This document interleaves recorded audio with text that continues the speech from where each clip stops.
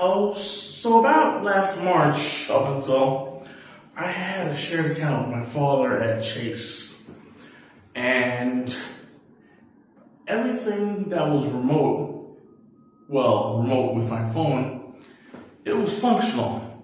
If I had to upload a check, the app functioned perfectly. It would go into the account instantly, and the money was available instantly, and it was great. But then a while ago, I decided I want to get my own credit card, and looking at the credit card choices, I'm not very good at math. Maybe if I was better at math, I would have chosen one of the Chase cards, but I ended up choosing a Capital One Quicksilver card. And the problem with that is 1, 2, 3 days. It's variable. Maybe 1 day, maybe 2 days, usually 3 days. If you shift money from an account into your Capital One card, it takes a few days to become usable. And that's fine. I mean, I make enough money to get by. But then back in last March, I decided, you know what? I want to get my own bank account too, not just a credit card. And it turns out Capital One literally does offer the highest interest rate in the nation. It's great. But number one, with the Capital One app for the banking, literally every time I try to upload a check, it will crash like 2 seconds after it starts the camera out to capture a check. So I always have to go into the bank to deposit my checks. All right. But 8 days. It takes 8 freaking days after I submit a check for the funds to become usable. And November 26th to the next week that I waited for that money to become usable, there is going to be a Styx concert in Clearwater, Florida, January 11th of next year.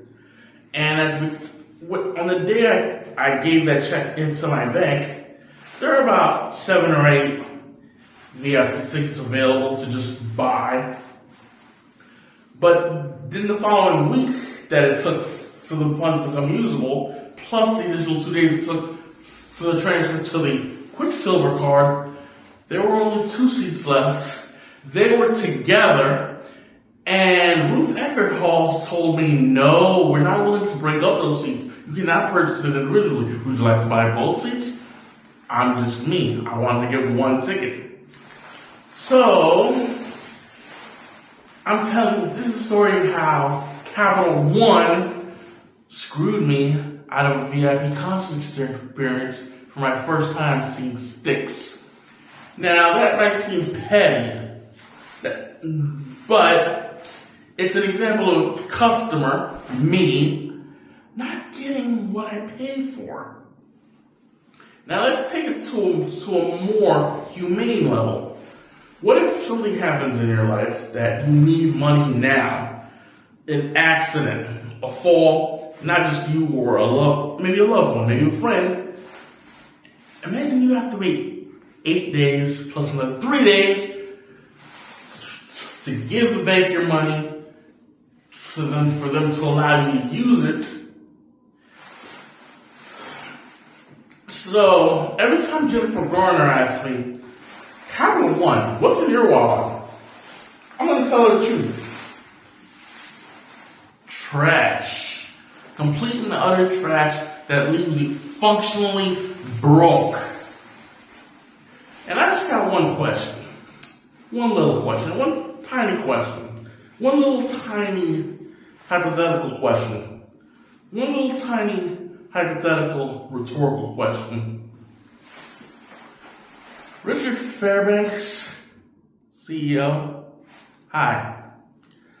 Do you really think